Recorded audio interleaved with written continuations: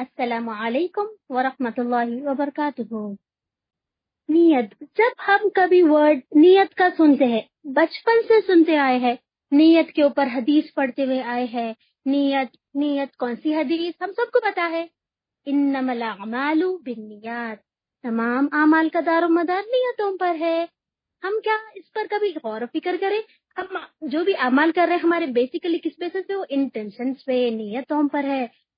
تو اس سے کیا پتا چل رہا کہ ہمارے اعمال کا دار و مدار نیتوں پر ہے۔ ہمیں اعمال ہم کو درست کرنا چاہیے، اچھے کرنا چاہیے، اللہ کے لیے کرنا چاہیے۔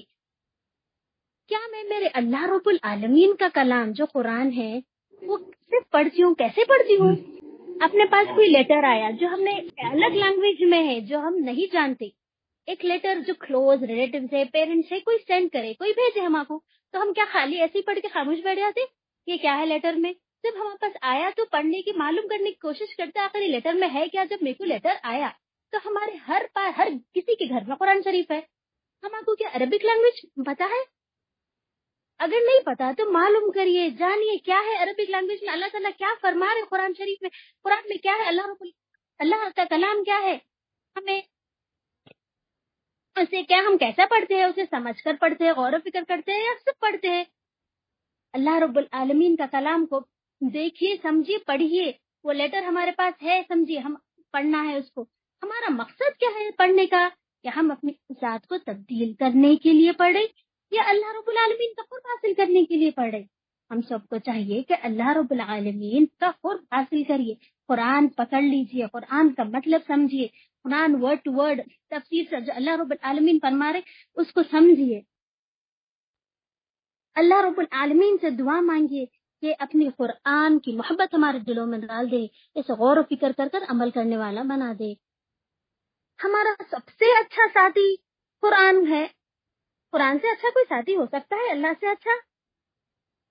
تو اللہ سے یہ بھی دعا مانگے کہ قرآن کو ہمارا بیسٹ ساتھی، بیسٹ فرینڈ بنا لیجیے۔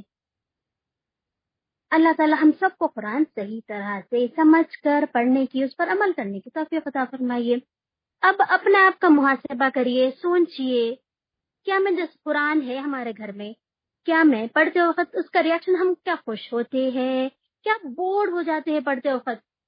کیوں بولتے ہمیں کچھ سمجھ میں نہیں آ رہی؟ جب سمجھ میں ورڈز آئیں گے تو لطف اس کا مزہ سمجھ میں آئے گا۔ سوچئے، اللہ تعالیٰ جو قرآن میں سورہ قمر میں فرما رہے، آیت نمبر 17 میں، اور بے شک ہم نے قرآن کو نصیحت کے لیے آسان کر دیا، تو کیا کوئی نصیحت قبول کرنے والا ہے؟ اس آیت سورہ قمر کی آیت سے کیا پتا چلتا ہے کہ قرآن آسان ہے۔ قرآن آسان ہے، کس کے لیے آسان ہے؟ ہم پڑھنے کے لیے، یاد کرنے کے لیے، سمجھنے کے لیے قرآن آسان ہے۔ سورہ رعد آیت نمبر 28 میں ہے، جو لوگ ایمان لائے اور ان کے دل اللہ کے ذکر سے مطمئن ہوتے ہیں، جان لو کہ اللہ ہی کے ذکر سے دلوں کو اطمینان نصیب ہوتا ہے۔ صرف اور صرف اللہ ہی کے ذکر سے اطمینان ملتا ہے۔ ہم سب کو پتا ہے اللہ کے گھر کو ہم بیت اللہ کہتے ہیں، اللہ کے لوگ کو اہل اللہ۔ کیا ہم نہیں چاہتے اللہ کے لوگ بنے، اللہ کے اہل القرآن بنے؟ وہ کیسے بنیں گے ہم سب؟ ہم کیسے اللہ سے کنیکشن جوڑیں گے؟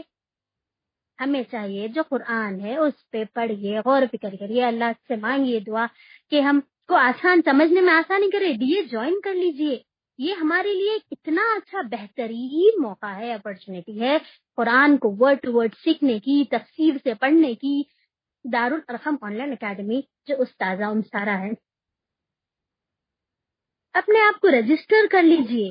ایک بات کو کہتی ہوں، جیسا کہ ہم ایگزامپل لکھ لیجئے کہ جیسا کہ ہم بھوک لگ رہی تو ہم کیا کرتے؟ بھوک لگ رہی تو اٹھ کر کھانا کھاتے، صرف کھانا آ جاؤ بس آ جاتا نہیں آتا ہمارے پاس۔ ہم کیا کر رہے؟